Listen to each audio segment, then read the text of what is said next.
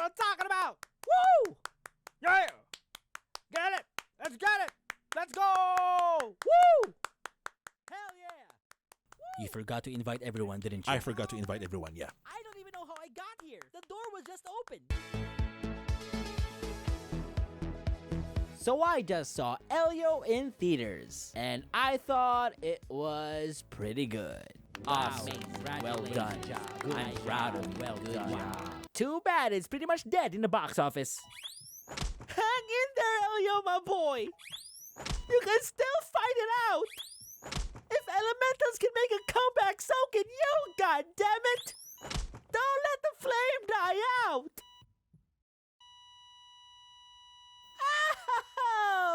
So, what is Elio all about? Well, Elio follows a story of a kid who gets abducted by aliens and is mistakenly identified as the leader of Earth. On his journey, he not only discovers new friends and enemies, but also finds out where he truly belongs. I'm just gonna cut right to the chase. I actually really enjoyed watching this movie. I genuinely had a great time. The characters were likable, the visuals were nice and colorful, and low-key, the jokes were pretty funny. Don't get me wrong, it's not really top-tier Pixar, but it's still pretty good. I've already mentioned this before. Pixar practically set their bar so high that the standard for watching their films will always be looked at through a microscope. You just cannot be mediocre if you're Pixar, which is pretty much the reason why their newer films feel much more underwhelming. They kind of just lack that extra punch, if you know what I mean. With Elio not being the exception either. It still feels like it's missing some cogs in its system, but for what it's worth, it's still a generally good movie. Dare I say, hot take, I honestly think this is probably Pixar's strongest entry in the past,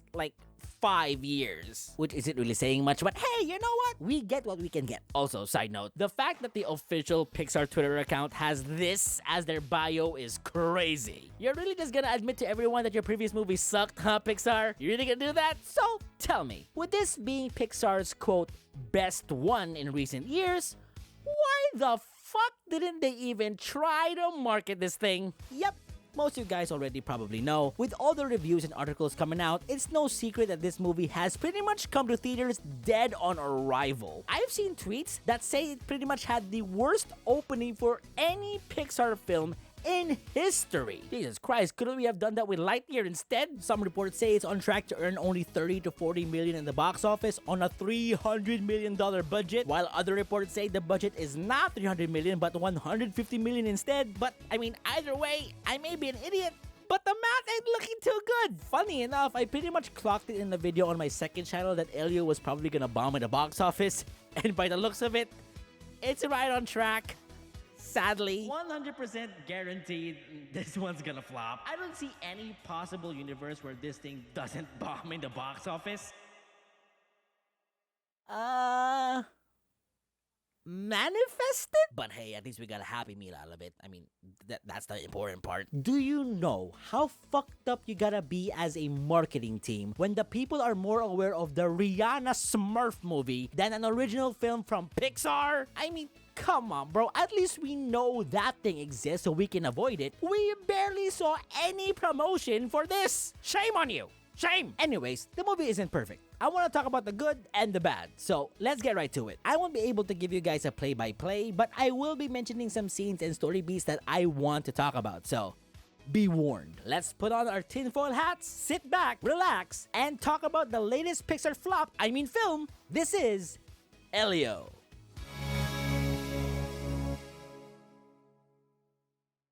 So, let's talk about the good stuff first, starting off with the story. Alright, so, let's get this straight. A kid who feels outcasted gets to go to space and ends up being a negotiator between an intergalactic war and is in direct connections with political drama. Adorable. Oh, you just gotta love Pixar movies these days. We get sea creatures disguised as humans racing for a Vespa, kids turning to cute, cuddly red pandas, and warthogs from different alien races bartering their child for peace and a ceasefire. exactly what you'd expect a Pixar film would be. Nah, but jokes aside, the story of Elio is fairly interesting. It actually dips its toes into multiple heavy themes, which isn't anything new for Pixar movies, but I still liked how they handled it. They explore family, friendship, and self-worth, which was pretty nice. Maybe it's a me thing, but I only saw like one trailer for this movie, and I assumed the one human lady they showed was either his mom or his older sister. Surprisingly enough, it was neither. It turned out to be his aunt. It was his dad's sister, if I could recall. It's not really much of a spoiler, but Elio's parents sadly have passed away in this movie. And they never really tell us what exactly happened, but they do hint that they both died at the same time. So an accident was probably the culprit. Oh wow. The main character's parents die off screen due to an accident and is left with a guardian who had to sacrifice a promising future to take care of a young orphan child? Now where have I heard that one before? Does she leave Elio to study marine biology too? Okay, so I'm telling you all this because this pretty much sets up the main character, Elio, and his motivations. The whole story centers around him feeling unwanted, so with the movie starting off with a heavy blow like that, it helps us sympathize with him. It helps us understand his frustration. Elio is a pretty good main character. He's super likable and innocent, and his determination to get abducted by aliens is a fun little trait I thoroughly enjoyed. For the most part, I did feel like the movie kind of failed to portray that part of the movie well though, where Elio felt unwanted by Earth. Because right from the get-go, around 3 minutes in, Elio gets hooked on the idea of getting abducted and disappearing off the face of the Earth, which I feel is not an ideal goal for Pixar to be suggesting to the children, but hey! Alright then kids, now what have we learned today? Just keep swimming. Love and take care of Earth. Be true to who you are. Run away, disappear, and hope to get abducted.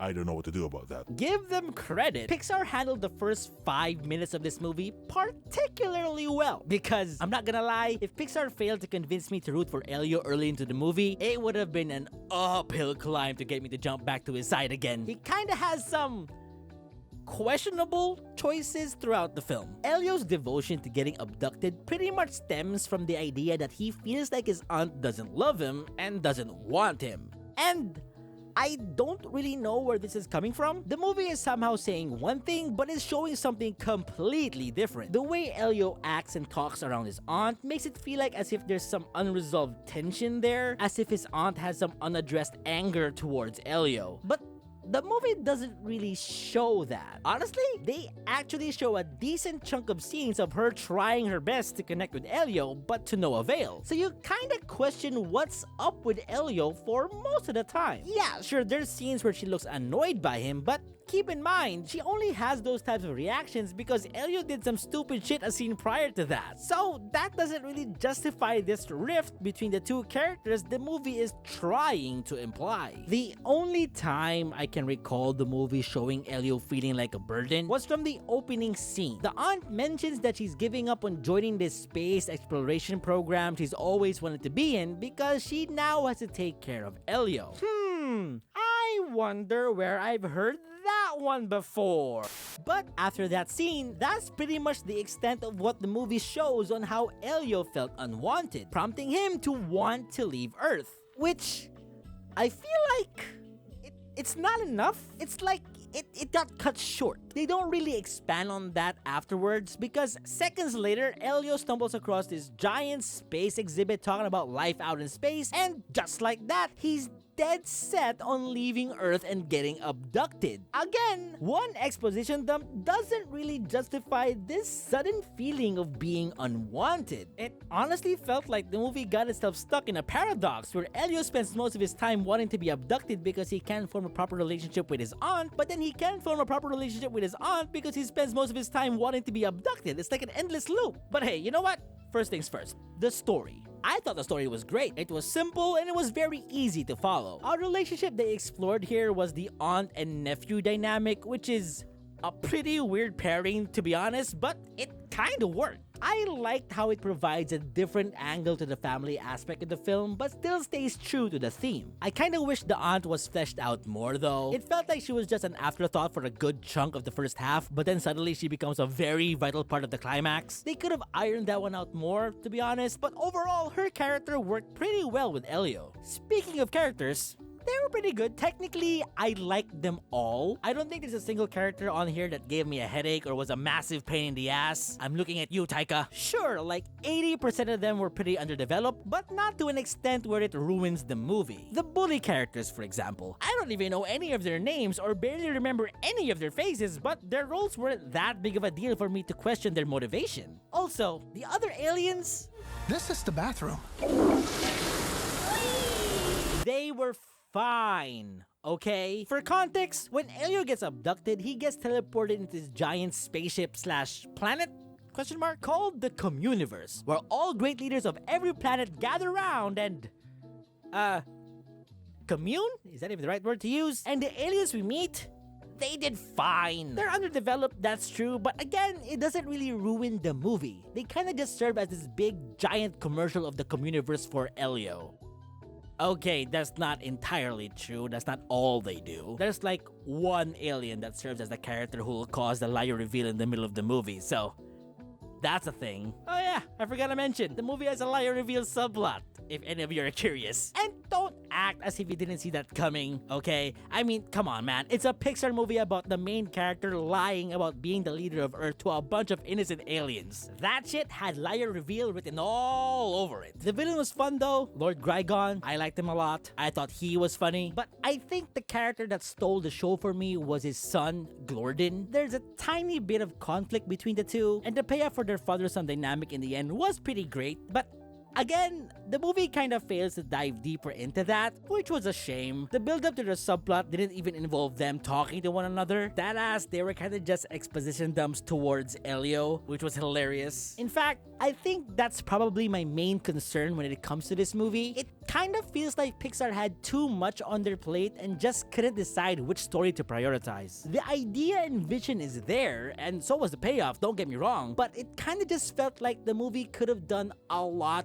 better with its execution. I don't know, maybe if Pixar focused on building up one relationship instead of like 3 at the same time, we would have had a much deeper and emotional connection with certain characters and probably hammered home a specific theme much better. There's a subplot that involves Aunt Olga and the clone of Elio, which I honestly thought was a huge missed opportunity. For context, to cover up Elio missing from Earth, the Communiverse sent out a clone to replace him there. But the catch was that the clone is pretty much the perfect version of Elio, and I really wanted to see where that storyline would take us, especially with the aunt. With how the movie was building up Aunt Olga and Elio's relationship right from the jump, I was expecting the classic "the grass isn't always greener on the other side" type of thing, where the aunt realizes in real time that a flawed Elio is better than a perfect Elio. I don't know, maybe have her realize everything she knew and loved about him is gone. Even the traits that she didn't notice she liked are gone. Now she feels even more sad that the nephew she loved and cared for is practically a completely different person now, and she wants the old Elio back, yada yada, you know, that type of stuff. I mean, it's a pretty good message about how our uniqueness and flaws are what makes us who we are. It's what makes us human. Our imperfections are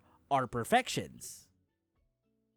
Yeah, we don't really get that. In fact, we get the complete opposite. The whole time the clone was on Earth, everyone loved this dude. He did everything correct, he starts having friends, he wasn't a chore, he didn't bother anyone. They even mention how much of a better person he is now, which is such a hilarious oversight from Pixar. Like, what's even the lesson there? Yes, kids, you are unique in your own way, but if you ever get swapped by a clone who did shit 10 times better than you, then no one will bat an eye. So be fucking good.